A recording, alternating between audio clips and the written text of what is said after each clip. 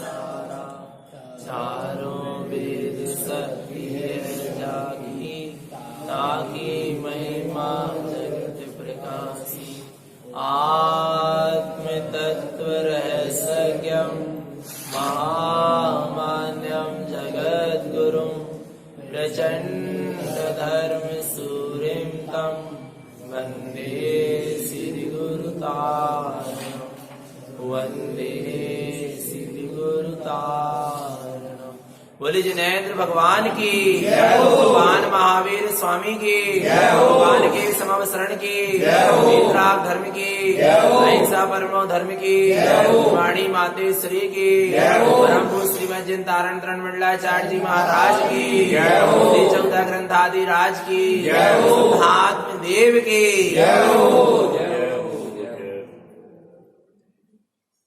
परम आराध्य मां जनवाणी सदगुरु तारण स्वामी जिनैन परमात्मा की अमृत रस झरती है शुद्ध जिन देशना।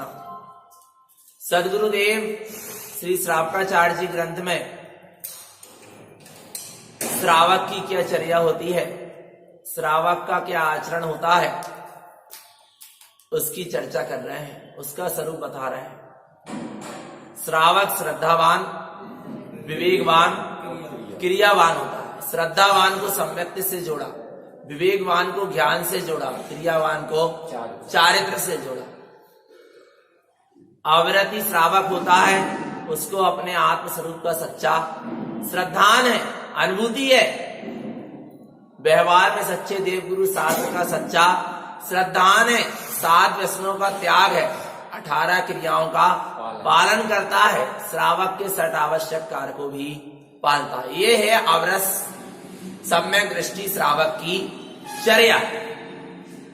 18 क्रिया पल रही है तो अवरस सम्यक दृष्टि श्रावक है। अंतरंग में स्वानुभूति है तो अवरस सम्यक दृष्टि श्रावक है। व्यवहार में सच्चे देवगुरु शास्त्र का सच्चा श्रद्धान है, अवरस सम्यक दृष्टि श्रावक है। पर यही श्रावक जब इसका उपयोग अपने आत्म स्वरूप में रमण करने के लिए तड़पता है और इस जीव को जब अंतरंग से सम्यक वैराग जागृत होता है और जब स्वस्वरूप की तीव्र रुचि तड़प होती है तो संसार शरीर भोग अरुचिकर लगते हैं, पाप विषय कसाय अरुचिकर लगते हैं। तो पाप विषय कसाय को छोड़ता हुआ, मिथ्यात्व तो पहले ही छूट गया, अब पाप विषय और कसाय को भी छोड़ता हुआ संयम की साधना के लिए व्रत आदि को ग्रहण करता है। तो व्रत आदि को ग्रहण करता है। श्रावक की 11 प्रतिमा कही। कितनी प्रतिमा कही है? 11 प्रतिमा कही गई। और 11 प्रतिमा लेता है। पहली दर्शन प्रतिमा से लेके 11वीं उद्देश्य त्याग प्रतिमा तक श्रावक ही कहलाता है। श्रावक की ही भूमिका है। मध्यम पात्र है क्योंकि व्रती प्रतिमा धारी है, जिसमें जगन्य प्रतिमा पहली से 6वीं प्रतिमा तक कौन सी प्रतिमा कही गई? जगन्य प्रतिमा कही गई। 7वीं, 8वीं और 9वीं ये 3 प्रतिमा को मध्यम प्रतिमाधारी और उत्कृष्ट प्रतिमाधारी किसको कहा गया? 10वीं अनुमति त्याग और 11वीं उद्देश्य त्याग। मध्यम पात्र के भी कितने भेद हो गए? 3 हो गए, जगन्य, मध्यम और उत्तम। मध्यम पात्र में तो जो पहली से 6वीं प्रतिमाधारी है वे जगन्य है, व्रती श्रावक। मध्यम व्रती श्रावक 7वीं से 9वीं प्रतिमाधारी और उत्कृष्ट प्रतिमाधारी, उत्कृष्ट व्रती श्रावक 10वीं और 11वीं प्रतिमाधारी। तो यहां पर प्रतिमाओं का स्वरूप समझ रहे हैं। 5 प्रतिमा का स्वरूप समझ लिया। प्रतिमा धारण करने की चीज है, जीवन में उतारने की चीज है। दर्शन प्रतिमा वहां उत्पन्न होती है जहां पर जीव को स्वानुभूति का उदय होता है और जहां जीव की दृष्टि में अपना दर्शन स्वरूपी आत्मा दिखने लगा, स्वानुभूति का उदय होता है, तभी सच्ची दर्शन प्रतिमा होती है। और स्वानुभूति के उदय के साथ जब वो संकल्प कर लेता है कि अब मैं 18 क्रियाओं का निरतिचार पालन करूंगा, 25 मल दोष उसके जीवन में लगते नहीं है, तब क्या कहलाएगी? दर्शन प्रतिमा। दर्शन प्रतिमा के बाद व्रत प्रतिमा। व्रत प्रतिमा दूसरी प्रतिमा, 12 व्रतों का निरतिचार पालन करना और उपयोग का अपने स्वभाव की मर्यादा में आ जाना, उसका नाम है व्रत प्रतिमा। स्वरूप की सुरत होना, उसका नाम है व्रत प्रतिमा। इसके बाद है सामायिक, 3 टाइम की सामायिक नियम से करना और निरंतर समता भाव में रहना, ये सामायिक प्रतिमा का स्वरूप अपन ने कल बहुत अच्छे से समझा। अपने स्वरूप में समाने का प्रयास करना। रोद्धोषवास प्रतिमा, 4थी प्रतिमा, उपवास करना, काय में अपने स्वभाव में वास करना ही उपवास है। और व्यवहार में 4 प्रकार के आहार का, 4 प्रकार की कसाय का त्याग करना और स्वभाव में रमणता करने की, वास करने की, स्थिर होने का अभ्यास करना। तो रोद्धोषवास प्रतिमा। रोद्धोषवास के अंतर्गत जघन्य प्रोद्धोपवास है, मध्यम प्रोद्धोपवास है और उत्कृष्ट प्रोद्धोपवास। जघन्य प्रोद्धोपवास, पहले उत्कृष्ट प्रोद्धोपवास समझ लें। अष्टमी और चतुर्दशी, तो अष्टमी के दिन उपवास रहना है, तो सप्तमी के दिन एक आसन करके, एक आसन यानी उसी आसन पे पानी इत्यादि सब लेके फिर अन्न जल का क्या कर दो? जैसे आपने 11 बजे अन्न जल सप्तमी के दिन भोजन किया, अन्न जल सब एक ही आसन में बैठकर लिया, इसके बाद क्या कर दिया? उसका त्याग कर दिया। कब तक के लिए? नौमी तक। नौमी को उतने ही बजे 11 बजे तक। फिर उसी समय क्या करेंगे? पंच परमेष्ठी का स्मरण करके, अपने आत्म स्वरूप का स्मरण करके क्या करेंगे? पारणा करेंगे। आ रहा है नहीं आ रहा? नौमी को उतने बजे, और उस दिन भी एक आसन नहीं करना, उसी आसन पर बैठकर जल इत्यादि सब ग्रहण करना, तब क्या कहलाएगा?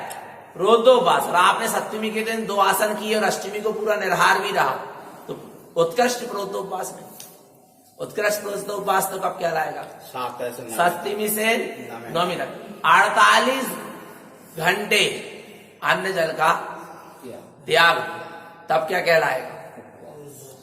प्रोद्धोपवास। ठीक है, जे उत्तम प्रोद्धोपवास कहलाता है। 4थी प्रतिमाधारी को नियम से ऐसा प्रोद्धोपवास करना चाहिए और मुख्य और फिर शक्ति के अनुसार शरीर की, नहीं तो आकुलता हो, इसलिए कहा है कि ऐसा उपवास तो करें, और ना माने तो फिर क्या करें? कम से कम क्या करें?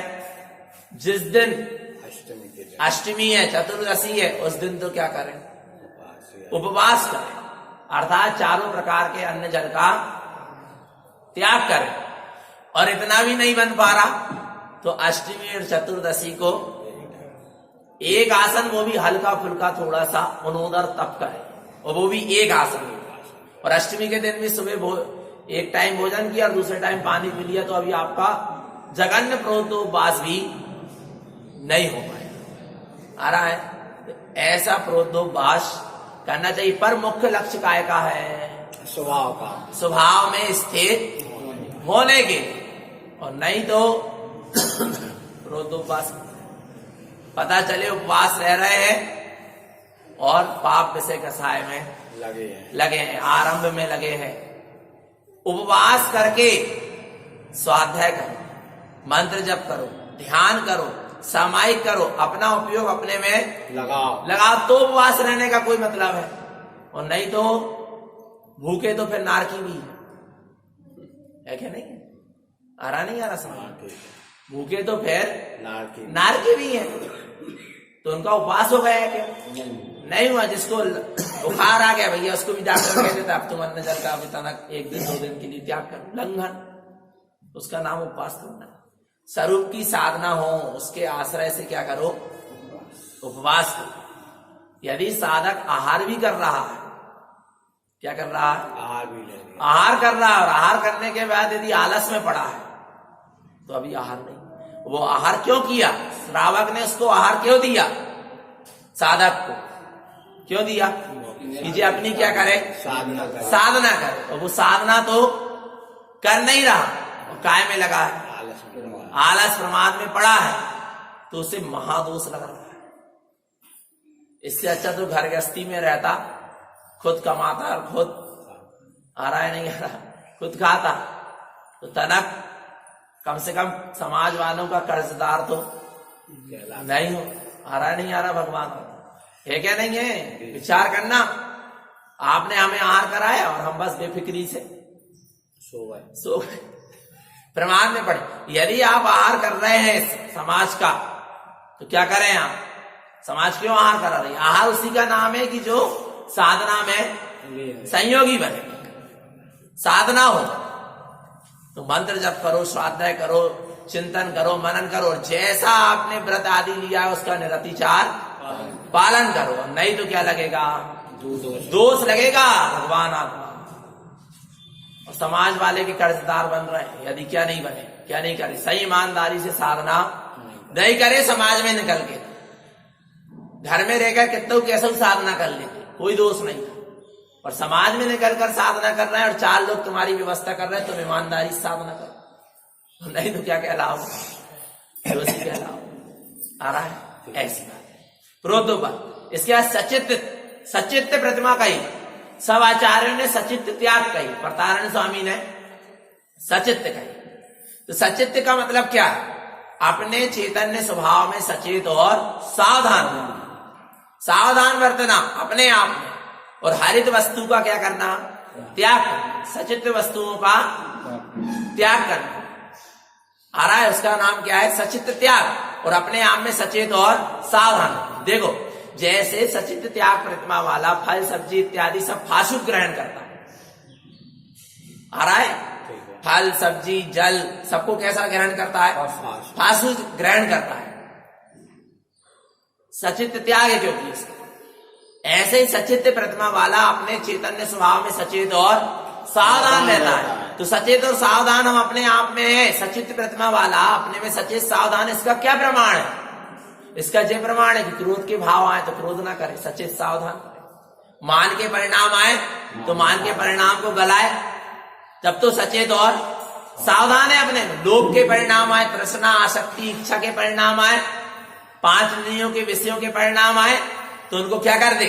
सचेत और सावधान रहे, उनमें लिप्त ना हो, तब तो सचेत और सावधान है। और पता चले पाप विषय कसाय में खूब रत है और सचित्त प्रतिमा है या व्रती है, तो कहां सचेत? और क्या नहीं, हम अंदर से बहुत सचेत है, हमें तो बहुत सुरत है आत्मा की। यदि आत्मा की सुरत होती तो ऐसे पाप इत्यादि परिणाम नहीं होते, और होते भी तो उसका समन करते। साधना क्या है? इंद्रियों का दमन और कसायों का समन। यदि कसायों का समन नहीं हो रहा, इंद्रियों का दमन नहीं हो रहा और मिथ्यात्व का वमन नहीं हो रहा, तो पर काय की साधना? मिथ्यात्व का क्या करो? वमन, कसायों का समन और इंद्रियों का। अब याद रखिए 3 सूत्र, अगली बार आए तो पूछेंगे क्या? मिथ्यात्व का वमन, कसायों का समन, कसायों का समन और इंद्रियों का दमन। इसी का नाम क्या है? साधना है क्या नहीं भगवान आत्मा? और सबसे पहले क्या है? मिथ्यात्व का वमन। मिथ्यात्व का वमन तो हो गया क्या नहीं हुआ? हो गया। तो इंद्र कसायों का भी समन करो और इंद्रियों का भी दमन करो, तब क्या होगी? सच्ची साधना होगी। तो सचेत और सावधान रहना। राग देश रूपी जो हरित परिणाम, हरित वस्तु है ना, जैसी ऐसे ही आत्मा भी राग देश से क्या हो रही है? हरित हो रही है। उसका क्या करो? त्याग करो, राग देश आदि परिणामों का, और अपने अंतर आत्मा में सचेत और सावधान रहो। उसका नाम है सचित्त त्याग प्रतिमा। इसके बाद आ रही है, सभी आचार्यों ने 6वीं प्रतिमा कही है, रात्रि भुक्ति त्याग प्रतिमा। किन्हीं किन्हीं आचार्यों ने कही है दीवा मैथुन त्याग प्रतिमा, 6वीं प्रतिमा। पर आचार्य तारण स्वामी कह रहे हैं अनुराग भक्ति प्रतिमा, क्योंकि रात्रि भुक्ति त्याग प्रतिमा तो गुरु महाराज ने 18 क्रिया में पहले ही कह दी कि रात्रि भोजन का त्याग करो, पर मन वचन और काय से भी त्याग करो। न कहो करने के, न स्वयं भोजन बनाओ, न करो, न कराओ, न करने वालों की प्रशंसा करो, न करने के लिए कहो, न करवाने के लिए मन में विचार। पूर्ण रूप से क्या हो जाता है? त्याग हो जाता है। समझ लेना भगवान आ रहा है। और कदाचित यदि अनुमोदना कर रहे हैं, रात्रि भुक्ति छठवीं प्रतिमा वाला सूर्यास्त के 48 मिनट पहले तो अन्न जल ग्रहण कर ही लेगा भगवान आत्मा। वो तो कौन कर लेगा? अव्रती श्रावक 18 क्रिया का पालन कर लेगा। फिर व्रती को तो कितनी सावधानी रखना चाहिए। सूर्य ढल रहा है और जलपान हो रहा है, भगवान आत्मा आ रहा है। देखो 18 की अव्रती की क्रिया है, रात्रि में पानी नहीं पीता अव्रत सम्यक दृष्टि की, तो फिर व्रती की बात तो बहुत दूर की है। भगवान कहना बहुत सरल है कि हम अव्रती सम्यक दृष्टि है। अव्रती सम्यक दृष्टि की भी 18 क्रिया कही गुरु महाराज ने, भगवान आत्मा, ऐसा नहीं है। और अब कह रहे रात्रि भुक्ति त्याग प्रतिमा छठवीं प्रतिमा में तो मन वचन काय से भी क्या हो जाता, किसी को कह भी नहीं सकते। कई बार कहने में जाता ना कि भैया हमारा तो होगा, अब तो मोरे अंत होगा, हम भी कहते कई बार कहने में आ जाता है। पर सावधानी रखना चाहिए, अंदर में सही तो अतिचार लगे। क्या लगेगा? अतिचार लगे, और अतिचार नहीं लगना चाहिए अपन, क्या नहीं व्रतों, तो इतनी सावधानी रहना चाहिए। अब जा रहे हैं गाड़ी से, देखना अब तो भगवान, जैसे हमने गाड़ी से गए, हम कब से भी नहीं जाना, हमने गाड़ी कर ली है, अब ड्राइवर जा रहा है, अब वो रात में अब वो करेगा, दोस्त को कौन को लगेगा, हमारे निमित्त से जा रही ना, हमने कही थी कि गाड़ी कर लो, अब वो तो चाय भी पियोगे और सब काम करेगा। बहुत सावधानी की आवश्यकता है। और नहीं तो मन में विचार है चल भैया कहीं रोक ले, तू अपना काम कर, अपन तो नहीं कर रहे, पर वाय से क्या कह रहे हैं, कह भी दे तो भाई तू तो भोजन कर ले भैया, हमें नहीं करने, आ रहा नहीं आ रहा। और कभी कहे भी नहीं, पर मन में विचार कर ली, बेचारे इतनी देर से गाड़ी चला रहा था, मन में विचार कर ली, कह तो नहीं पा रहे क्योंकि भेष धारण कर लिया, अब कह नहीं पा रहे, पर मन में क्या हो गया, विचार आ गया भगवान आत्मा, तो दोस्त तो लगेगा कि नहीं, बहुत सूक्ष्म है क्या नहीं है? प्रतिमा लेना बहुत सूक्ष्म, हंसी खेल नहीं है। प्रतिमा ले लेना दीक्षा, ऐसा नहीं है कि 3 पीछी रखी सिर पे तो 3 प्रतिमा हो गई, और 7 पीछी रख दी तो 7 प्रतिमा हो गई। ऐसी प्रतिमा नहीं होती भगवान, ऐसी प्रतिमा होती है कि बस उन्हें 7 बार सिर पे पीछी रख दी, बोले तुम्हारी 7 प्रतिमा हो गई। आपने भी तो 7 वेला आशीर्वाद दे दो तो 7 प्रतिमा हो गई। ऐसा नहीं है, व्रत लेने में, प्रतिमा लेने में 2 मिनट लगता है। वो संकल्प बोलते ना, पर्चा पढ़ दे कि जमा जनवाणी की साक्षी में, समाज जनों की उपस्थिति में और गुरु महाराज की साक्षी में, भगवान की साक्षी में, अपनी विशुद्ध आत्मा को शरण मान के तारण पंथ की विशुद्ध आत्मा में मैं सप्तम ब्रह्मचर्य प्रतिमा को धारण करता हूँ। फिर वाणी के सामने कह रहा है तुमने भगवान आ रहा है, और फिर कह तो दिए, पर पालने में जिंदगी भर लग जाएगी। अणु व्रतों को शुद्ध करने में आ रहा है। दूसरी प्रतिमा से अणुव्रत हुए, व्रत प्रतिमा से उनका शुद्धिकरण होते होते कहा 11वीं प्रतिमा तक, और अणुव्रत की पूर्ण शुद्धि हो जाना ही महाव्रत है। अणुव्रत की क्या हो जाना? पूर्ण शुद्धि हो जाना क्या है? महाव्रत है। फिर महाव्रत मुनि दशा प्रकट होगी। भगवान आत्मा इतने अतिचार है, इतनी भावना है, एक व्रत की, व्रत कह वो सरल है, व्रत ले वो सरल है, और जो कह वो सरल है कि व्रत नियम संयम से कछु नहीं। भगवान लेके तो देखो, पाल के तो देखो, और सम्यक के सहित पालना बहुत दुर्लभ है। ऐसे व्रत तो कई बार पालना, पर किसके साथ? सम्यक के साथ पालना बहुत दुर्लभ। तो कह रहे कौन सी प्रतिमा की बात चल रही है? यही सम्यक के साथ तो सरल हो जाएंगे, मतलब आत्मा के अनुभूति सरल हो जाएगी, वास्तव में हो जाएगी। पर रुचि लगन तड़प बनी रही तो भगवान आत्मा, नहीं तो बीच में भी इतने परेशानियां आती हैं, प्रतिकूलता आती है कि इतनी कर्म धाराएं आती कि जीव फिसल जाता है। आ रहा है नहीं? साधना कठिन है, सामने समस्या, इस बीच से निकल चलो, यही है परीक्षा, और यही सही है परीक्षा। और नहीं पास नहीं भाई तो भगवान आत्मा। बात हो जाएगी। पास नहीं भय तो फिर पास हो जाओगे नरक में, चले जाओगे। यहां से कहां पास हो गए? पास यानी समझ में आई नहीं? भगवान आत्मा। तो कौन सी प्रतिमा कह रहे हैं आप? गुरु महाराज ने छठवीं प्रतिमा कही अनुराग भक्ति प्रतिमा। कौन सी प्रतिमा? अनुराग भक्ति प्रतिमा। जो छठवीं प्रतिमा धारी होते हैं उनको अपनी निज आत्मा के प्रति क्या होता है? अनुराग। अनुराग होता है। अब वो अनुराग प्रतिमा के बारे में कहते हैं। कौन सी गाथा है? गाथा क्रमांक 418 श्रावकाचार्य जी। अनुराग भक्ति दिष्टम च राग दोषम न तिष्ठते मिथ्या पुण्यानि नित्यं च अनुरागम तत्र उच्यते। क्या कह रहे हैं? अनुरागम भक्ति निष्ठाम, जिसको अपने स्वभाव की प्रति क्या है? अनुराग है। पर के प्रति राग होता है और स्व के प्रति अनुराग होता है। आ रहा है? तो जिसको अपने आत्मा के प्रति अनुराग है और आत्मा के प्रति भक्ति उमड़ रही है, भक्ति उमड़ रही है माने आत्मा की साधना करने के भाव हो रहे, आगे बढ़ने के भाव हो रहे हैं, उसका नाम भक्ति है।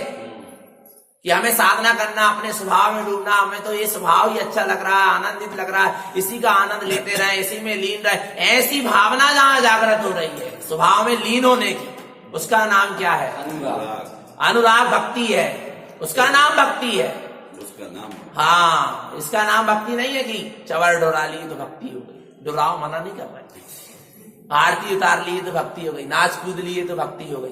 भक्ति उसका नाम है कि जिससे हमारे अंतरंग में लीन होने की भावना जागृत हो, स्वरूप रमणता की भावना जागृत हो रही है, स्वरूप अच्छा लग रहा है, सुहा रहा है, आत्मा का आनंद ही पीने के लिए, ग्रहण करने के लिए आनंदमय, रोम रोम आत्मा के प्रदेश प्रदेश उल्सित हो रहे हैं। आ रहा है?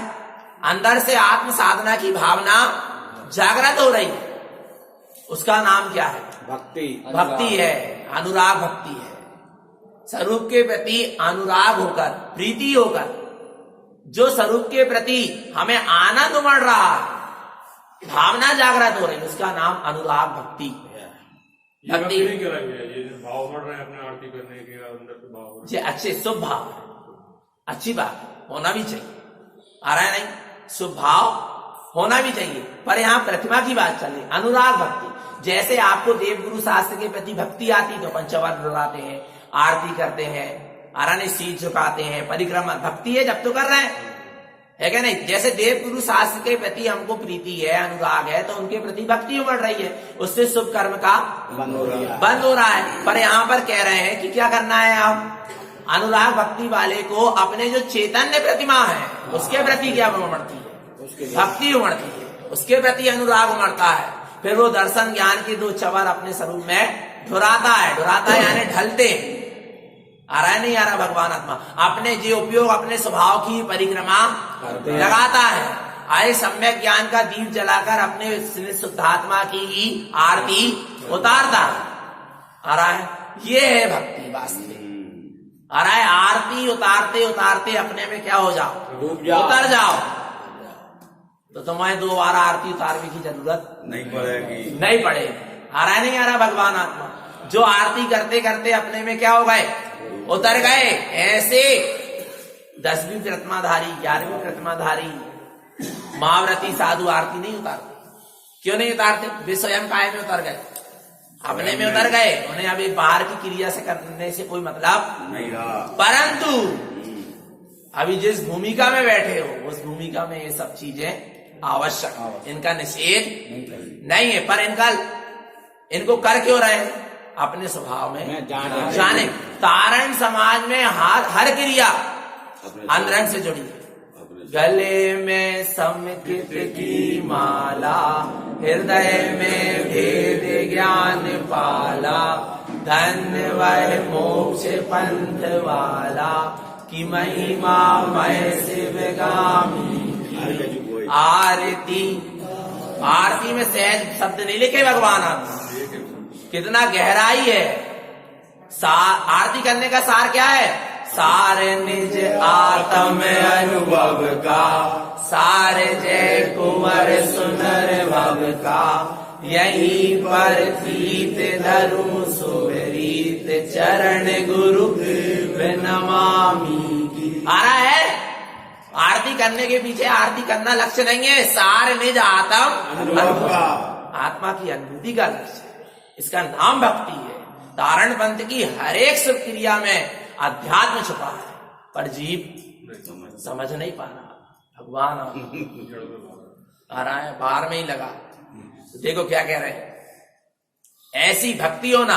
अब जब स्वरूप के प्रति भक्ति है तो राग दोषम न दिष्टन्ते। जिसको आत्मा के प्रति अनुराग होगा उसके जीवन में राग द्वेष दिखाई नहीं देते, और जिसके जीवन में राग द्वेष दिखाई दे रहे हैं उसको अभी आत्मा से अनुराग नहीं है। क्योंकि जिससे हमको अनुराग होता है, अपने बेटे से अपन को अनुराग है तो अपन उसका हित चाहेंगे ना, बिल्कुल चाहेंगे क्या नहीं, क्या उसका हित चाहेंगे। और यदि हमें आत्मा से अनुराग है और हम राग द्वेष करेंगे तो आत्मा का क्या होगा, अहित होगा। तो हमें आत्मा से अनुराग है क्या? यदि हम राग द्वेष कर रहे हैं तो हमें आत्मा से अपना अनुराग नहीं है, क्योंकि हम उसका हित चाह रहे हैं। और जिससे अनुराग होता है हम उसका क्या चाहते हैं, हित चाहते हैं। यदि आत्मा से वास्तव में प्रीति है, अनुराग है, तो क्या करना पड़ेगा, राग द्वेष से बचो। मिथ्यात अज्ञान को ज्ञान से, पाप विषय कसाय से लिखा है मिथ्यात्म पुण्यान तिक्तम। मिथ्यात और ज्ञान का त्याग किया है तब आत्मा से अनुराग। और जब मिथ्यात को ज्ञान राग द्वेष का त्याग नहीं किया तो कहां आत्मा से अनुराग, क्योंकि आत्मा का तो अहित कर रहे हैं। और जिसका अहित कर रहा है तो फिर उससे प्रीति कहां है? आ रहा है भगवान आत्मा। तो राग द्वेष आदि मिथ्यात अज्ञान को ज्ञान आदि विभावों से यदि हम दूर हट रहे हैं तो हमें वास्तव में अपनी आत्मा से अनुराग है। और नहीं तो भगवान आत्मा साधक बनकर भी राग द्वेष कर रहे हैं। विचार करो, कहां छठवीं प्रतिमा में कह रहे हैं, कहां आत्मा से प्रीति। अरे आत्मा तो छोड़ो, साधर्मी है ना जे हम, इन्हीं से प्रीति नहीं हो पा रही। विचार करो, भगवान आत्मा आ रहा है नहीं आ रहा। साधर्मी है, एक ही पंथ के जन्मे एक दूसरे से प्रीति नहीं हो पा रही। आत्मा की बात तो बहुत दूर की। भगवान आत्मा आ रहा है समझ में है। फिर काय की प्रतिमाधारी और काय के साधक। विचार करो, कह रहे हैं अनुरागम तत्र उच्यते, जहां पर राग द्वेष का अभाव होगा, जहां पे जीव राग द्वेष से बचेगा वहां तो तुम्हें अपनी आत्मा से जरूर अनुराग है, नहीं तो नहीं है चेतना। देखो आगे क्या कह रहे हैं, शुद्ध तत्वं च आराध्यम् असत्यं तस्य तिक्ते मिथ्या शल्यतिक्तं च अनुराग भक्ति साधयम्। कह रहे हैं शुद्ध तत्वं च आराध्यम्, शुद्ध आत्म तत्व की आराधना करना ही अनुराग है। और जब चेतन मैं शुद्धात्मा, मैं भी शुद्धात्मा की साधना करने वाला साधक, ये भी शुद्धात्मा की तो साधना करने वाले साधक, एक दूसरे के प्रति नेम प्रेम नहीं होना चाहिए, वात्सल्य नहीं होना चाहिए। विचार करो भगवान, आ रहा है नहीं आ रहा है, पर क्या करें? जहां ईर्षा खड़ी हो जाए, जहां मान खड़ा हो जाए, जहां अहम खड़ा हो जाए, जहां क्या ख्याति लाभ पूजा की चाह खड़ी हो जाए, भगवान आत्मा फिर वो ये नहीं देखता कि मेरा भेष क्या है, मैं किस पद में बैठा, भगवान आत्मा मैं किस मार्ग का पथिक हूं, और नीचे गिर जाता है। आ रहा है, संभल नहीं पाता भगवान। आ रहा है, तो यही बात कह रहे हैं कि शुद्ध तत्वम चा आराध्यम, शुद्धात्म तत्व की आराधना करने वाले हो। और जगत के जितने जीव हैं वे भी सब कौन है? शुद्धात्मा है। फिर किससे राग करूं और किससे? यदि तुम किसी से राग द्वेष कर रहे हो यानी तुम्हें भी शुद्धात्मा का बोध नहीं है चेतन। बिल्कुल, शुद्धात्मा की चर्चा करना अलग बात है और शुद्धात्मा में जीना अलग बात है। क्या कह रहे हैं? असत्यम तस्य त्यक्ते, उसके जीवन से सारे असत्य मिथ्या मान्यताओं का क्या हो जाएगा? त्याग हो जाएगा। त्याग हो जाएगा। मिथ्या शल्य तिक्तम च, मिथ्यात आदि शल्य क्या हो जाएंगी? आ रहा है निसल्लो व्रति। व्रति कैसा होता है? निसल्लो होता है। भगवान आत्मा व्रति को शल्य नहीं होती। क्यों नहीं होती? क्योंकि उसका तत्व निर्णय पक्का है। जिस समय फिर काय की चिंता, जिस समय जिस जीव का जिस द्रव्य का जैसा होना होगा होगा उसको फिर चिंता नहीं रहती। नाम प्रमाण महोत्सव। गुरु महाराज ने कहा जितना जिस जीव का पुण्य का उदय होगा उसका उतना महोत्सव। अब तुम दीनहीन हो, पराधीन हो, अपने आप को छोटा बड़ा मानो, तो इसमें भूल किसकी है? मेरी। स्वयं जीव की है। आ रहा है भगवान आत्मा, इसलिए कह रहे हैं, क्या कह रहे हैं वास्तव में? शल्यम मिथ्या शल्य तिक्तम चा। मिथ्याद आदि शल्य का क्या हो जाएगा? त्याग हो जाएगा, छूट जाएगी। अनुरागम भक्ति सार्थ, तब तुम्हारी अनुराग भक्ति की साधना है, छठवीं प्रतिमा की साधना है, और नहीं तो फिर काय की साधना है। आगे अब आ रही है सप्तम प्रतिमा। कौन सी प्रतिमा? सप्तम प्रतिमा। सप्तम प्रतिमा का बड़ा महत्व है, ब्रह्मचर्य प्रतिमा। कौन सी प्रतिमा?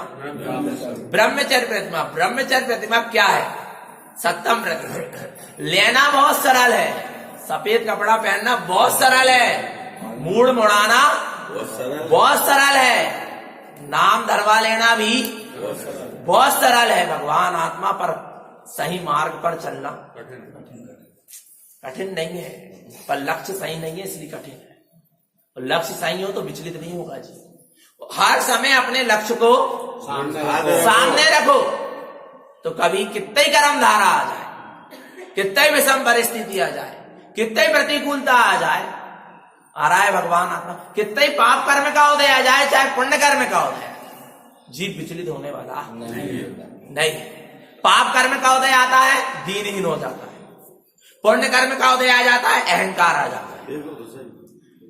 दोनों, पुण्य का उदय हो चाहे पाप कर्म का उदय, दोनों के आने पर यदि साधक का आत्म कल्याण का लक्ष्य नहीं है तो जरूर क्या हो जाएगा?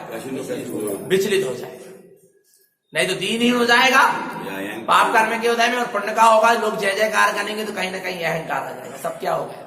विचलित हो गया। आ रहा है भगवान आत्मा स्वभाव से क्या हो गया? विचलित हो गया। आगे देखो ब्रह्मचर्य प्रतिमा क्या है? ब्रह्म अवम्य तीर्थम च शुद्ध दृष्टि रतो सदा शुद्ध दर्शन समम शोधम अवम्यम तीर्थ निश्चयम। ब्रह्म अवम्य तीर्थम च। ब्रह्मचर्य क्या है? अब्रह्म का त्याग। और ब्रह्म कौन है? चैतन्य आत्मा ही ब्रह्म स्वरूपी है। काया प्रमाणम तो ब्रह्म रूपम। तो चेतन आत्मा ही कैसा है? ब्रह्म स्वरूपी। उसी में आचरण करना सो ब्रह्मचर्य है। और निश्चेतन आत्मा को छोड़कर काय में, पाप विषय कसाय में, मिथ्यात अज्ञान को ज्ञान में, राग देश कसाय में, पांचों इंद्रियों के विषय में किसी में भी रखो तो सब क्या है? अब्रह्म।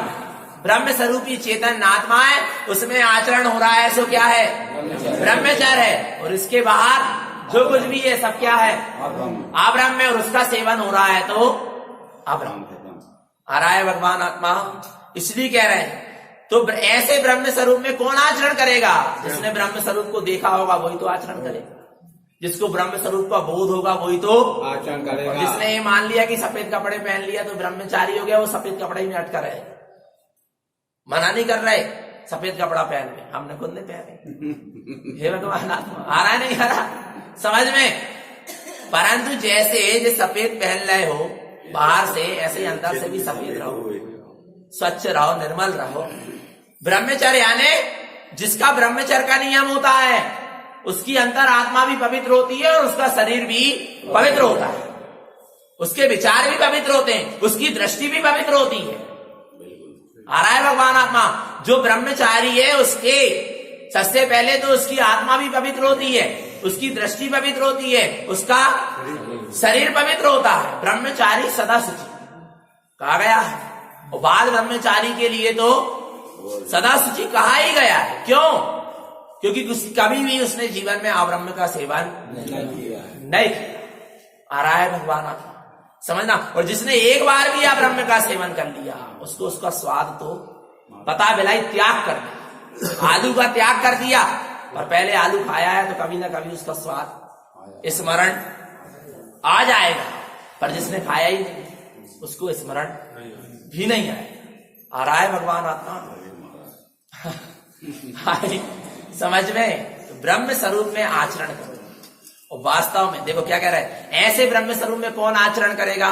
शुद्ध दृष्टि रतो सदा। कौन? जिसकी क्या है? शुद्ध दृष्टि है, आत्म दृष्टि है। भाई क्या करेगा? उसमें आचरण करेगा, उसमें आचरण करेगा, और नहीं तो नहीं कर पाएगा। शुद्ध दर्शन समम शुद्धम अवमम तेक्ते निश्चयम। जिसको अपने वीतराग स्वभाव के दर्शन हो गए, समम यानी वीतराग स्वभाव, समता स्वभाव के, वीतराग स्वभाव के शुद्धात्म स्वरूप के दर्शन हो गए, उसी के जीवन से ब्रह्मचर्य का त्याग होगा, वो अब्रह्म का त्याग होगा, वो ब्रह्मचर्य में आचरण करेगा।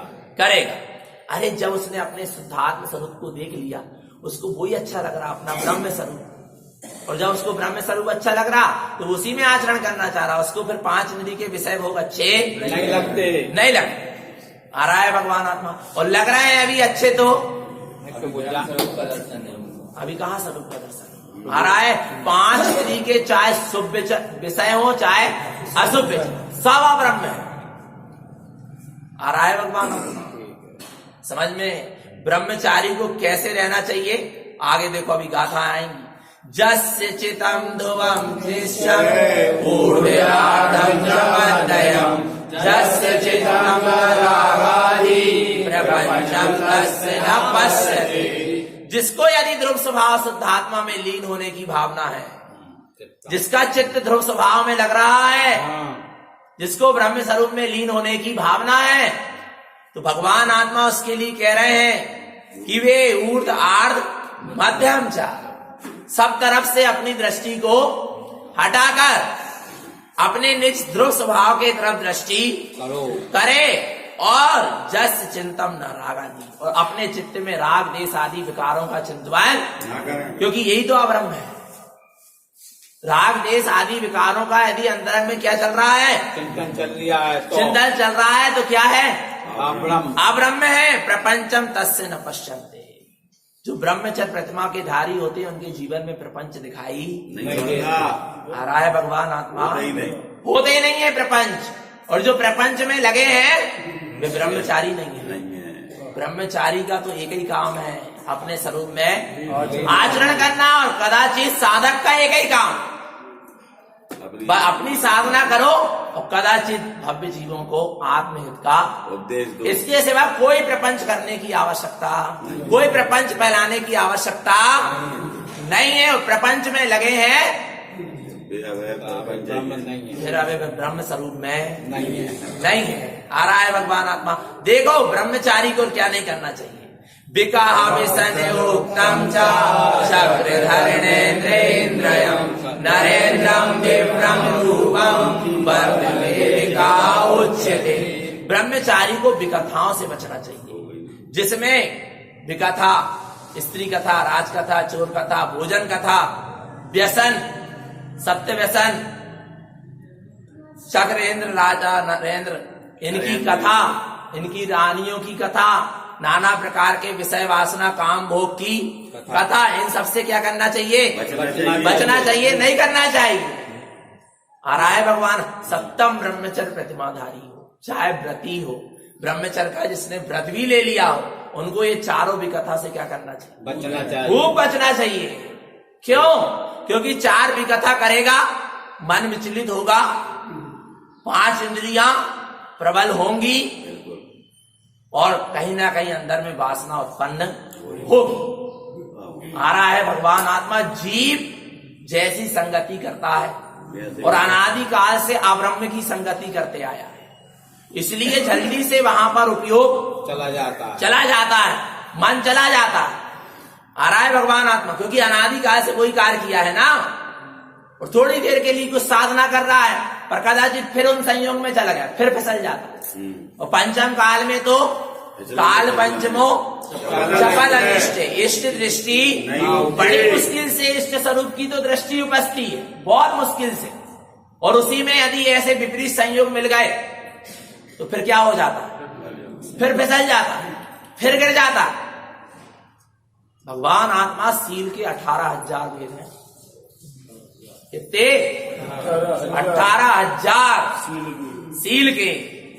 सील यानी पक्का, जिसको सील लग गई, कितनी मर्यादा में रहना चाहिए? भगवान आत्मा विचार करना, विकथा नहीं करना चाहिए।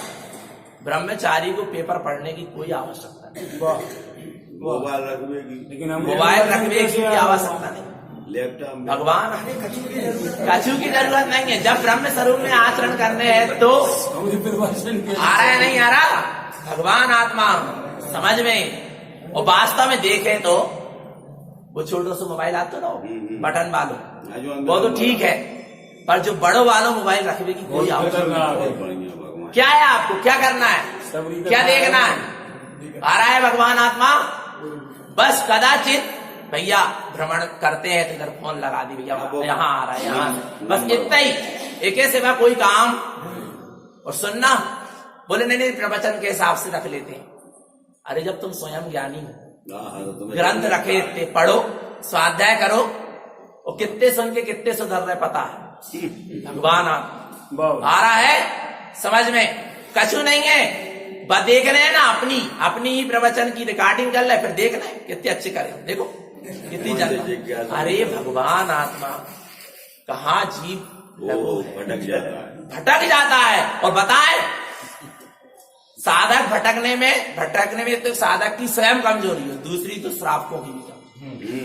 क्यों लाके दे रहे हैं, क्यों पूर्ति कर रहे हैं ऐसे विषय भोगों की उनकी, जब वे साधना मार्ग में हाथ जोड़ के कह दो हमें ऐसी काम की पूर्ति नहीं करेंगे, बस सीधी सी बात है।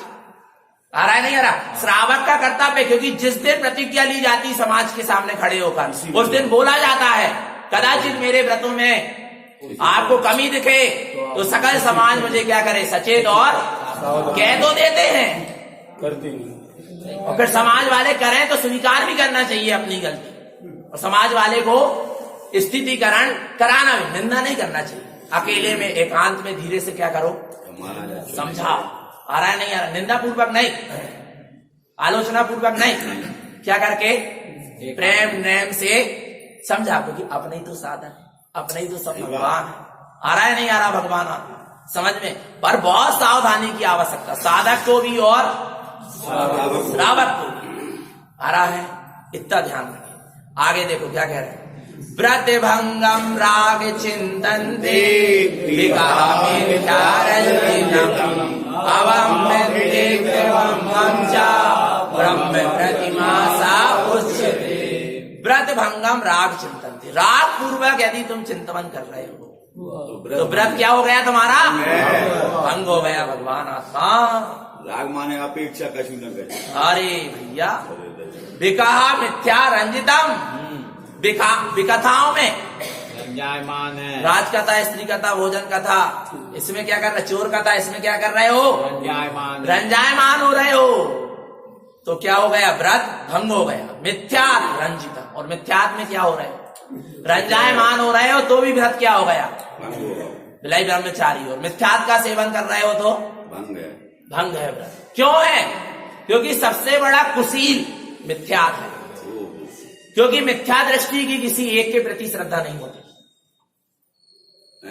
मिथ्या दृष्टि की किसी एक के प्रति श्रद्धा नहीं होती। जैसे जो स्त्री की दो के प्रति श्रद्धा है, दो पुरुष के प्रति श्रद्धा कैसी है, कुशील है, सुशील नहीं है।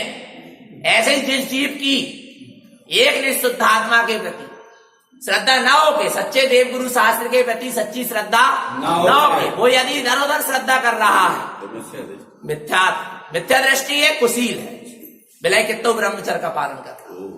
यदि वो मिथ्यात् का अनुमोदना कर रहा है तो उसको अभी अपने स्वामी के प्रति श्रद्धा, चैतन्य स्वामी के प्रति श्रद्धा समर्पण, जब तो वो मिथ्यात् का सेवन कर रहा है। इसलिए मिथ्यात् को सबसे बड़ा क्या कहा गया, कुशील कहा गया। भगवान आत्मा तो कह रहे हैं इसका क्या करो, लिखा है विका मिथ्यात् रंजित, जो विकथा में मिथ्यात् में रंजायमान हो रहा है वो सब क्या है, अब्रह्म में व्रत भंग हो गया। अवम्म त्यक्त बम्भम च, अब्रह्म का त्याग ही क्या है, ब्रह्मचर्य। ब्रह्म प्रतिमा सा उच्चते, तब ब्रह्मचर्य प्रतिमा कहलाएगी। आगे यदि ब्रह्मचारिणो जीवो भाव शुद्धम न दिष्टते विकारा विरंजन्ते प्रतिमा में गतम पुनः। यदि ब्रह्मचारी नो जीवा, यदि ब्रह्मचारी जीव भावम शुद्ध न दृष्टते, यदि भाव शुद्ध दिखाई नहीं दे रहे, भगवान आत्मा विकार राग रंजनते, विकता और राग में रंजायमान हो रहे, तो प्रतिमा ब्रह्म गतम पुनः, उन्हें फिर से पुनः ब्रह्मचर्य प्रतिमा लेना चाहिए। यदि कदाचित आपने ब्रह्मचर्य का नियम लिए और परिणाम क्या हो गए, बिगड़ गए, अशुद्ध हो गए, तो पुनः ग्रहण करो व्रत को, नहीं तो केवल परिणाम बिगड़ गए। तो भगवान आत्मा विचार करना, काय का खेल है पूरा, परिणामों का परिणाम संभालने के लिए बाहर की संभाल चाहिए। क्यों कहते हैं कि स्त्री का संसर्ग मत करो, एकांत में स्त्री से चर्चा मत करो, स्त्री पुरुष से एकांत में चर्चा ना करे, ब्रह्मचारिणी ब्रह्मचारी से। क्यों?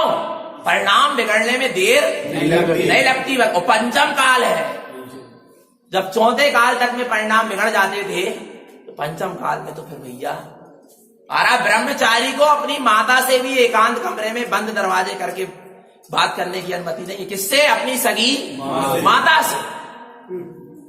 आ रहा है भगवान आत्मा, बोले नहीं नहीं नहीं, दृष्टि हमारी खराब, बिल्कुल नहीं है दृष्टि, पर फिर भी भाव बिगड़ने में आ रहा नहीं, कर्म का उदय आने में और बहने में कोई देर नहीं लगती भैया। आ रहा है समझ में? बहुत सचेत और सावधानी होना चाहिए। जब भी ब्रह्मचारियों के आहार हो तो चौका में एक पुरुष जरूर होना चाहिए, महिलाएं नहीं होना चाहिए। आ रहा है, बहुत सावधानी की आवश्यकता है, हर जगह, हर स्थिति, हर परिस्थिति में। क्यों कहते हैं कि स्त्रियों के आसन में ब्रह्मचारी को 48 मिनट तक नहीं बैठना चाहिए, बैठने का मौका है तो धुल के बैठना चाहिए पानी से। क्यों? क्योंकि इतने परमाणु हैं खतरनाक, भगवान आत्मा जल्दी से प्रभावित कर देता जीव को। आ रहा है, बहुत सावधानी की आवश्यकता है। ज्यादा स्त्रियों से वार्तालाप, हंसी मजाक नहीं करना चाहिए। मजाक का तो काम ही नहीं है। साधक को गंभीर होना चाहिए, शांत होना चाहिए। आ रहा है वास्तव में, तो ऐसा कह रहे हैं यहाँ पर, सावधानी रखें और पालन करें ब्रह्मचर्य का, जितना हो सके उतना। अष्टमी चतुर्दशी को तो ब्रह्मचर्य से बिल्कुल रहे।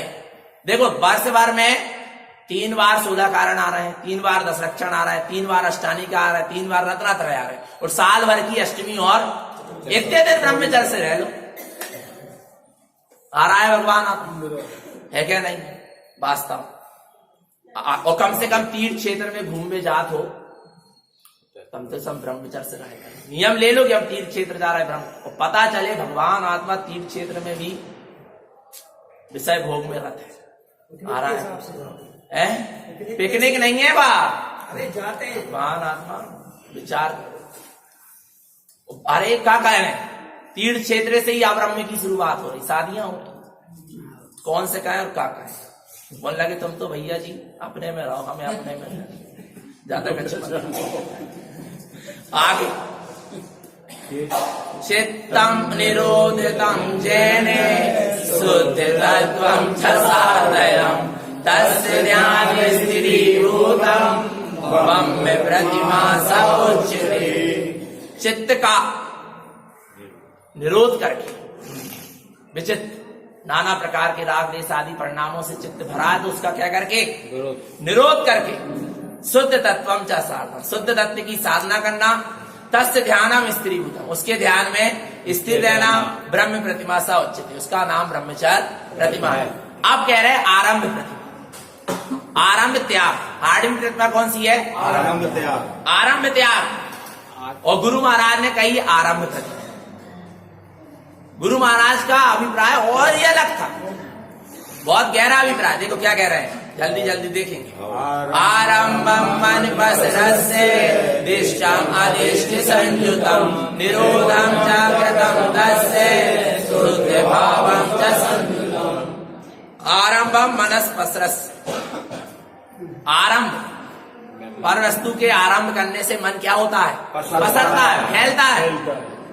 दिष्टम आदिष्ट संयुक्तम, जिसे देखना भी नहीं है उसे भी देखता। आ रहा है, शुद्ध दृष्टि आत्मदृष्टि तो होती नहीं है और परपर्याय की दृष्टि हो जाती है। जिसे देखना उसे तो देखता नहीं है और जिसे नहीं देखना उसे देखता है। निरोधम च कृतम तस्, इनका क्या करना? निरोध करना। मन वचन काया के द्वारा जो पापारंभ आदि कार्य हो रहे हैं, बाहर में जो जा रहा है उपयोग, उसका क्या करना? निरोध करना। शुद्ध भावम च संयुक्तम, और शुद्ध स्वभाव में संयुक्त रहना। आगे कह रहे हैं आरंभ प्रतिमा वाले को किस किस का त्याग कर देना चाहिए?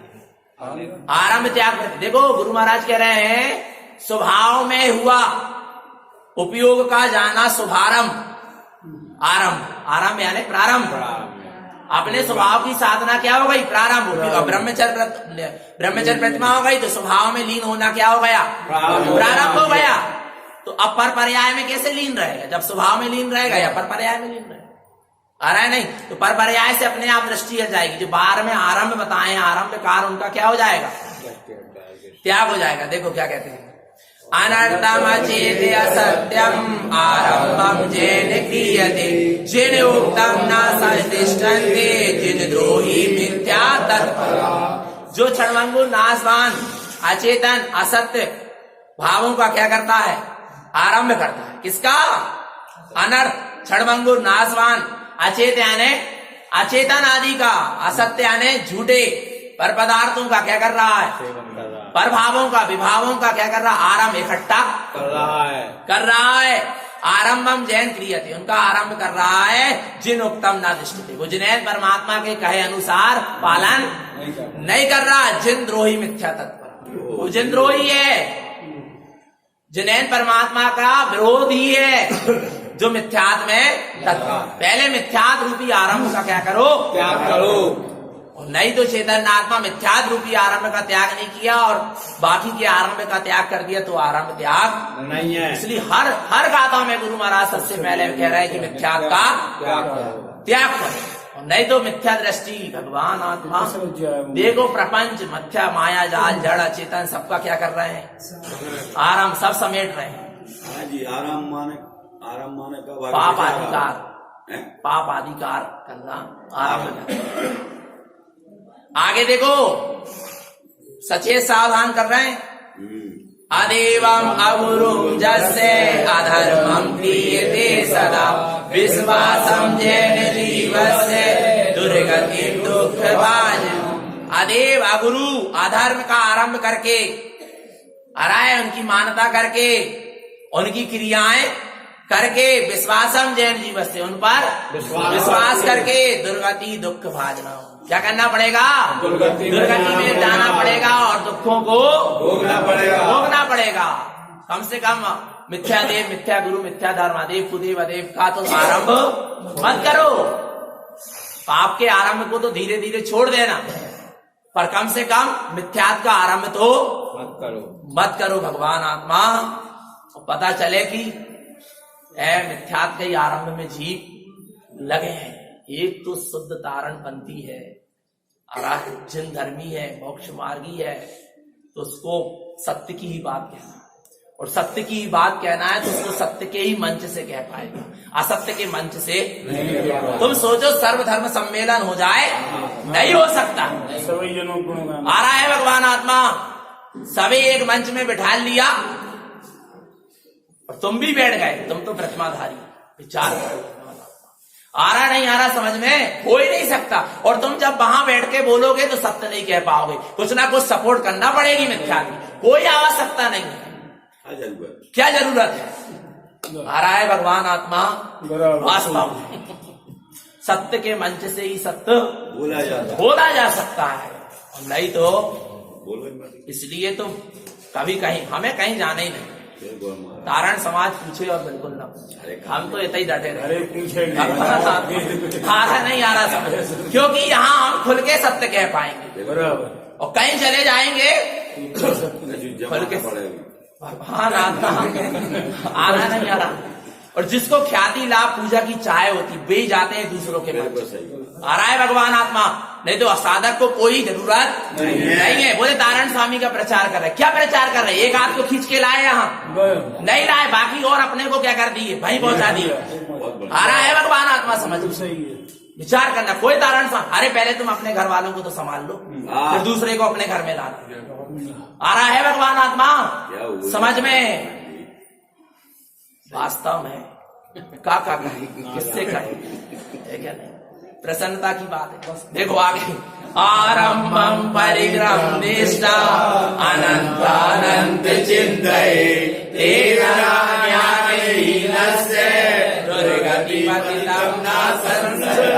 आरंभ परिग्रह की जिसकी दृष्टि होती है वो नाना प्रकार से चिंतन करता है, ऐसा हो जाता है, ऐसा हो जाता है, और मिल जाता है, ये हो जाता है, ऐसा करूंगा, ऐसा करूंगा।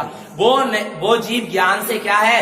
हीन है, दुर्गति में उसका पतन होगा, इसमें कोई संशय नहीं है। आगे, आरंभम शुद्ध दृष्टि चा सम्यक्तम शुद्धम ध्रुवम दर्शनम ज्ञान चारित्रम आरंभम शुद्ध शास्त्र। गुरु महाराज कह रहे हैं आरंभ करो, शुद्ध दृष्टि का आरंभ करो। आ रहा है शुद्धात्म स्वरूप ध्रुव स्वभाव का आरंभ करो, सम्यक दर्शन, सम्यक ज्ञान, सम्यक चारित्र का आरंभ करो। आगे, आरंभम शुद्ध तत्वं च संसारे दुःखतिक्रयम् मोक्ष मार्गम च तिष्ठन्ति प्राप्तं शाश्वतं फलम्। आरंभ करो शुद्धात्म तत्व का, संसार का त्याग करो, मोक्ष मार्ग का आरंभ करो, मोक्ष मार्ग की ओर दृष्टि डालो और उस मोक्ष के मार्ग पर चलो। ऐसा शुद्ध आरंभ करके प्राप्तम शाश्वतम पदम, शाश्वत पद को प्राप्त करो। शुद्ध दृष्टि का तो आरंभ हो नहीं पा रहा, शुद्ध संयम का आरंभ तो, और आरंभ त्याग करने के बाद भी मठ, आश्रम, मंदिर और शिलान्यास और वेदी प्रतिष्ठा में महान आत्मा आ रहा है समझ में? आरंभ त्याग प्रतिमा वाले को मंदिर बनाने की अनुमति नहीं दे सकता, धर्मशाला बनाने की अनुमति नहीं दे सकता, शिलान्यास नहीं करवा सकता। आप क्या समझ? श्रावक का काम है, श्रावक जिसकी जैसी भूमिका वैसा कार्य करे। यदि आपने जैसे मार्गदर्शन में लिखा दिया कि इनके मार्गदर्शन में काम, और वो आरंभ त्याग प्रतिमा वाला है, तो भगवान आत्मा जितना भी पाप हिंसा कार्य होगा उस कार्यक्रम में सबका दोष उसको आ रहा है। जो सत्य है सो है। आरंभ करो तुम तो सम्यक दर्शन, ज्ञान, चारित्र का आरंभ करो, जीवों को आत्महित का उपदेश दो, इसके सिवा आपका कोई काम नहीं है। आ रहा है आगे, परिग्रह त्याग प्रतिमा, परिग्रह परिग्रह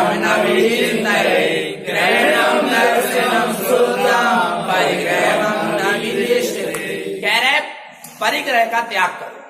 तो परिग्रह त्याग प्रतिमा में पूर्ण रूप से परिग्रह का त्याग नहीं होता, फिर भी परिग्रह के प्रति ममत्व भाव का, आसक्ति भाव का त्याग होता है, और थोड़ा बहुत वस्त्र, थोड़े बहुत बर्तन और जो भी आवश्यकता की चीज है उतना वो प्रमाण कर लेता है, बिल्कुल थोड़ा बहुत, क्योंकि आगे साधु बनना, 3 प्रतिमा के बाद तो क्या होना? महाव्रती होना है। आ रहा है, तो कम से कम क्या करता है? परिग्रह करता है, अभी से छोड़ने का त्याग करता है। कह रहे हैं पर पुद्गल को, पर पर्यायों को ग्रहण मत करो, उसका नाम है परिग्रह त्याग। और कह रहे हैं ग्रहणम दर्शनम शुद्धम, शुद्ध आत्मा के दर्शन को ग्रहण करो, उसका नाम है परिग्रह त्याग। कौन सी प्रतिमा होगी? परिग्रह त्याग नौवीं प्रतिमा, भगवान आत्मा भावना वादे चलो। तो परिग्रह, पर पर्याय को ग्रहण करना छोड़ो और स्वभाव को ग्रहण करो, उसका नाम है परिग्रह त्याग प्रतिमा, निश्चय और व्यवहार से।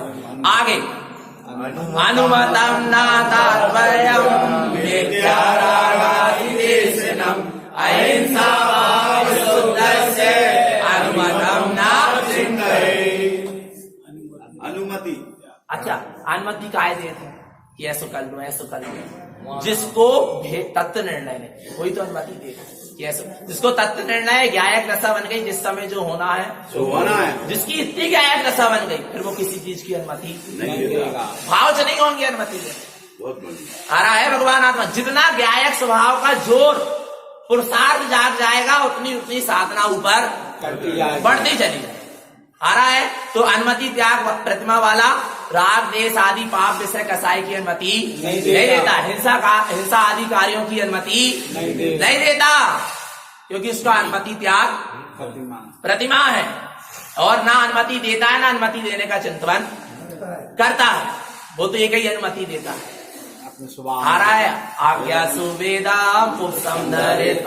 बस तुम जिनेंद्र भगवान की आज्ञा का पालन करो, बस इतना ही अनुमति देगा। इसके सिवा वो किसी चीज की अनुमति न मठ आश्रम मंदिर किसी की अनुमति कुछ नहीं दे सकते। अरे इतनी फुर्सत ही नहीं है भैया, साधना इतनी उत्कृष्ट बढ़ रही, अंदर में दृष्टि जा रही, पाप कार आदियों की हिंसा आदि जिसमें हो रही हो ऐसे कार्यों की अनुमति, इसलिए अनुमति त्याग प्रतिमा वाला ना आरती कर सकता ना आरती करवे को आ रहा है भगवान।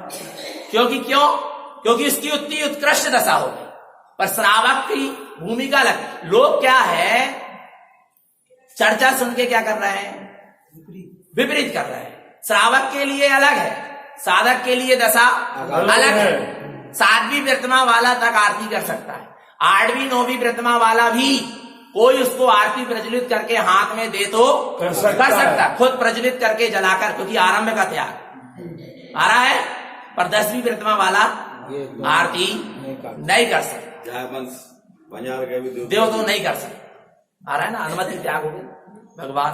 ऐसी बहुत सी चीजें, भोजन के लिए निमंत्रण नहीं होता अनुमति त्याग वाले। अच्छा, जैसे उन्हें बोले महाराज आपके भोजन है, तो उन्होंने कहा हाँ ठीक है बोल दिए तो गड़बड़ हो गई, अनुमति दे दी। वो तो भैया जिस समय हुआ भोजन का डब्बा उठाओ और आप 10वीं प्रतिमा वाला अनुमति त्याग कर, वो इन कार्यों की स्वयं के उसके कार्य की भी अनुमति, भोजन आदि कार्यों की भी अनुमति नहीं दे सकता। में बैठ सकता है, हाँ बैठ सकता। अभी मुनि नहीं हुए, एलक शुल्लक के वाहन का त्याग होगा। पर फिर भी साधकों को इतना अवश्य अब प्रयास करना चाहिए कि अष्टमी चतुर्दशी को तो वाहन पर ना बैठे, है क्या नहीं। अन्य सामान्य श्रावक को भी इतना प्रयास करना चाहिए, आ रहा है नहीं, और इतना प्रयास करना चाहिए कि रात्रि में कम से कम चलना चलो, आ रहा नहीं भगवान इतनी तो विवेक रखो। आगे उद्दिष्ट त्याग करना, उद्दिष्टम उत्कृष्ट भावे दर्शनम ज्ञान संयुतम शरणम शुद्ध भावस्य उद्दिष्टम आहार शुद्धये।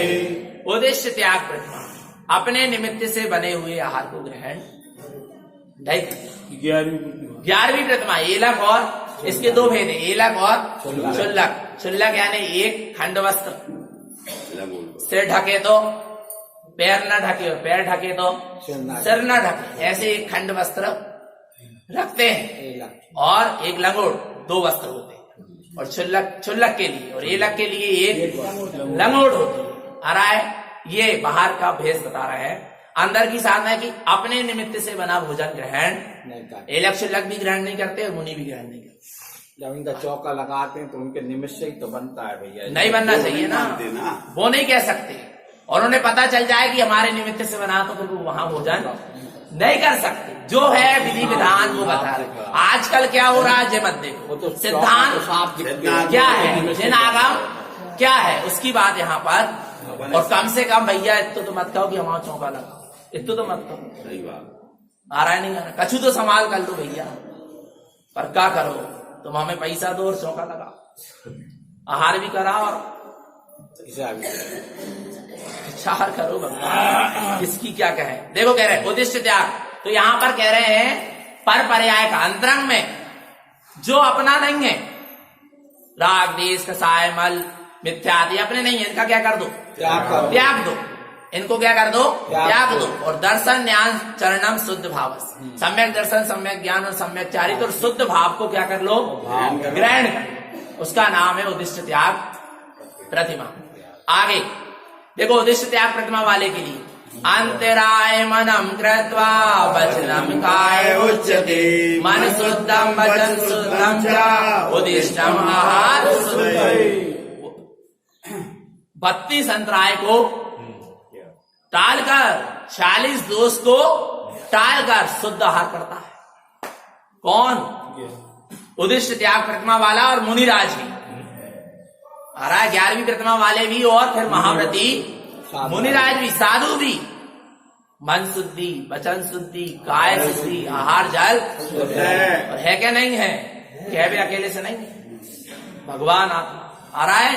पूरी शुद्धता पूर्वक आहार को ग्रहण करेगा, बाहर में शुद्ध आहार ग्रहण करता है, भीतर में शुद्ध अतीन्द्रिय आहार ग्रहण करता है। आगे इस तरह प्रतिमा एकदशम जेने जिनोक्तम जिनागमम पालन्ति भव्य जीवस्य मन शुद्धम स्वात्म चिन्ह। अपने मन को शुद्ध करके, उपयोग को शुद्ध करके, अपने आत्मा के दर्शन पूर्वक, श्रद्धान पूर्वक 11 प्रतिमाओं का भव्य जीव क्या करते हैं? पालन करते हैं। कैसा? जिनागम, जिन उक्तम जिनागम, जैसा जिन्हें परमात्मा ने जिनागम में कहा है वैसा आ रहा है भगवान आत्मा। जे मत कहो कि पंचम काल है इसलिए थोड़ी बहुत शीतला झाड़ी चलती है, गलत। जैसा आगम में आया है वैसा वैसा पालन। अब यहाँ पर विषय आ रहा है 5 अणुव्रत का। गाथा पढ़ लेंगे क्योंकि 5 अणुव्रत अच्छे से समझ चुके हैं। पढ़ो गाथा। अणुव्रतम मज्जोतिपादन्ते अहिंसा नैर्योच्यते अपरिग्रहं उच्यते हिंसा सत्यसहितस्य रागदोषभावादिकं थावरं तस्य आवरणं नित्यते विचक्षणम् अनर्थम् असत्यवाक्यम् अनर्थे अचेत्यतिष्ठते अशाश्वतं वचनोक्तं च अनर्थं तस्य उच्यते अस्यं निष्ठे कर्मस्य चोर्यभावं न क्रियते जिनोक्तं वचन शुद्धं च अस्तेयं लूमिनं कृतं ब्रह्मचर्यं शुद्धं च अवं विभावते नयं विकारा विद्यातं शीघ्रं ब्रह्मव्रतं ध्रुवम् मन वैकायेन्द्रियं शुद्धं शुद्ध समय जिनागमम् विकारां सद्भावं ब्रह्मचारिणा परिग्रह प्रमाणं कृत्वा परद्रव्यं न विदृश्यते अनर्थे असत्यलिप्तं च परिग्रह प्रमाणस्थिता एतद् क्रिया संयुक्तं शुद्ध सम्यक् सावयम् ध्यानं शुद्ध समयं च उत्कृष्ट श्राविकं ध्रुवम्। बस बस बस बस। अहिंसाणुव्रत, सत्याणुव्रत, आचौर्याणुव्रत, ब्रह्मचर्याणुव्रत और परिग्रह प्रमाण अणुव्रत। और जे अणुव्रत की बात हुई यही काय में बदल जाते हैं फिर महाव्रत। ठीक है ना? अहिंसा व्रत, महाव्रत, वो सत्य महाव्रत, आचौर्य महाव्रत, ब्रह्मचर्य महाव्रत और परिग्रह त्याग महाव्रत, अपरिग्रह महाव्रत। ऐसे तो इन अणुव्रत की साधना करो। इसका विषय पढ़ने अच्छे से। पापों का त्याग, 5 पापों का त्याग, 1 देश त्याग अणुव्रत और 5 पापों का पूर्ण त्याग महाव्रत। इसके बाद साधु दशा उत्पन्न होगी। 1 श्राप का चार है सिर्फ तारण तरण श्राप का चार अभी तक देखने में आया, जिसमें व्रती श्रावक की भी चर्या बताई, आवृत्ति की भी चर्या बताई, व्रती की भी चर्या बताई और महाव्रती की भी चर्या बताई। क्योंकि गुरु महाराज ने श्रावक के लिए ही महाव्रत कह दी कि श्रावक अभी श्रावक की भूमिका में महाव्रत का क्या करे?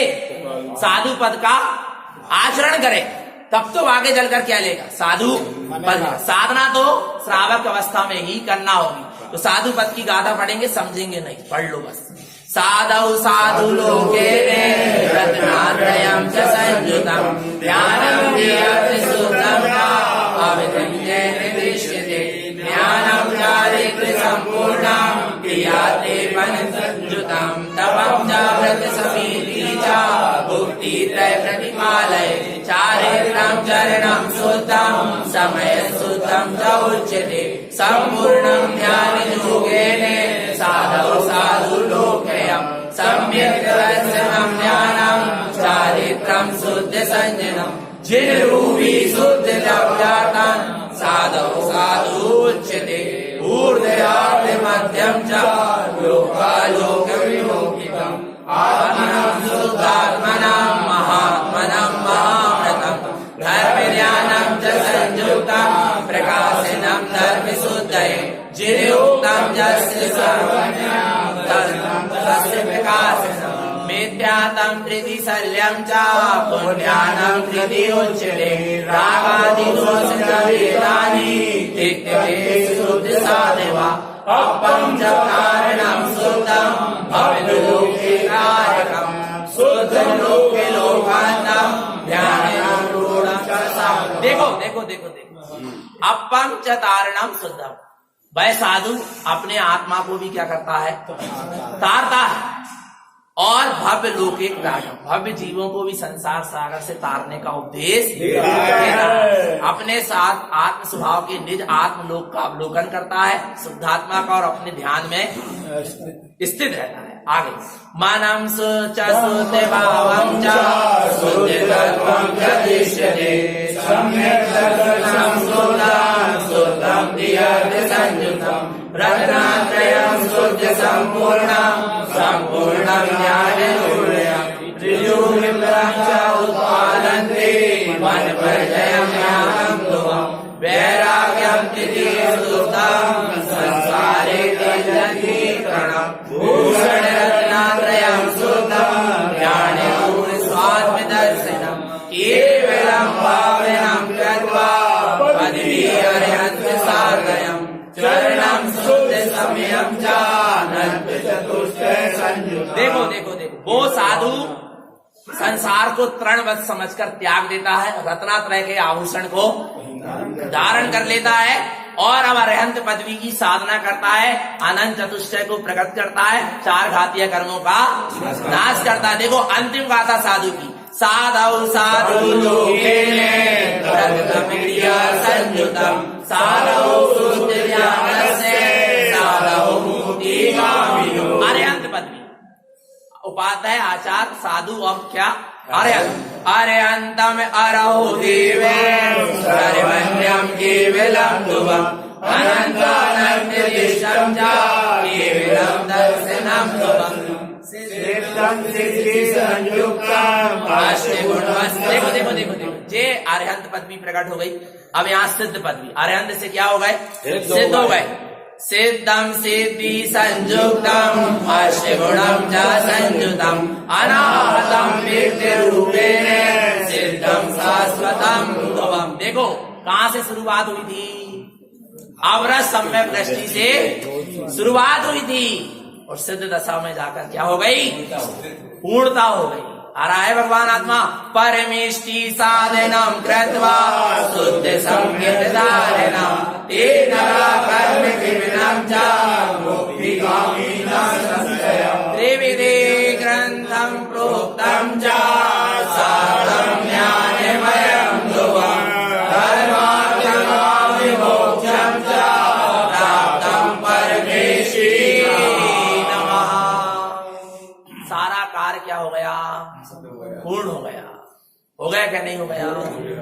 भगवान आत्मा पर कहाँ से शुरुआत हुई है? आवृत्ति सम्यक दृष्टि से मिथ्यात्व के त्याग से। पक्का अंतिम दिन है और अभी भी कछु यदि मिथ्या मानता अंदर में हो ग्रहित मिथ्यात्व की, तो आज अंतिम दिन है। अंतिम गाथा होने से पहले क्या कर दो? त्याग कर दो, छोड़ दो भगवान आत्मा। यदि आ गई हो समझ में गुरु महाराज की गाथा, तो इधर उधर नहीं झुकेगा अब हमारा पक्का। नहीं तो हम गए और फिर सबरे है क्या देंगे? भगवान आत्मा दृढ़ रहियो, है क्या नहीं? जात जात गुरु महाराज माँ जनवाणी आज विदाई ले रही है मन से। जात जात एक ही बात कह रही है, बिल्कुल जड़ अचेतन तू देव अदेव मिथ्या देव रागी देसी देव कहीं कुछ नहीं, जब तू स्वयं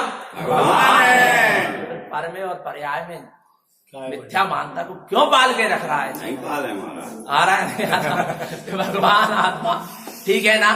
तनक तो लाज रखियो, एक तो पसीना बहा है 2.5 महीना से।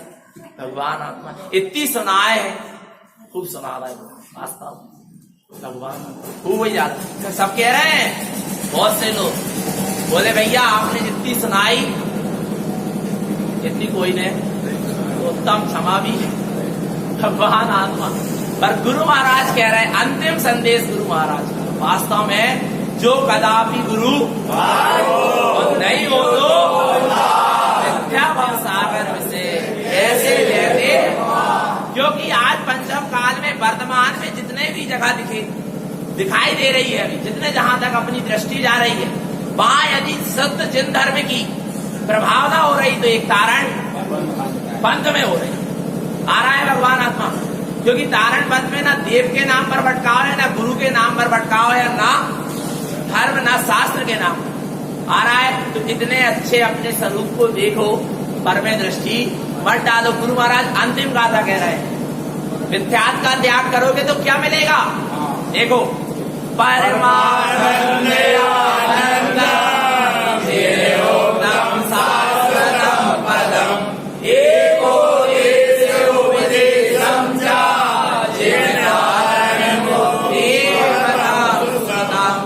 परमानंद आनंद चिदोक्तम शाश्वता पदम। मिथ्यात्व का त्याग करोगे, सम्यक्त को ग्रहण करोगे, सम्यक्त स्वानुभूति उदय होगा, परमानंद का आनंद मिलेगा। चिदोक्तम शाश्वतम पदम, जिन्हें भगवान कह रहे हैं तुम्हें अपना शाश्वत पद मिल जाएगा। एकोदेश उपदेश समझा, एकमात्र इसी उपदेश से मैंने श्रावकाचार्य जी ग्रंथ की रचना की है। ऐसी कौन कह रहे हैं? तारण स्वामी। जिन तारण मुक्ति पथम शुद्धम, हम भी शुद्ध मार्ग में, मुक्ति के मार्ग में चल रहे हैं और जगत के समस्त जीव अपनी शुद्धात्मा की अनुभूति करें, अपने परमानंद में लीन होए और मुक्ति के मार्ग पर चले। ऐसी सदगुरु की हम सभी जीवों के लिए मंगलमयी दिव्य देशना। बोली श्री गुरु तारण मंडलाचार्य शुद्धात्म देव वाणी मातेश्वरी की। अब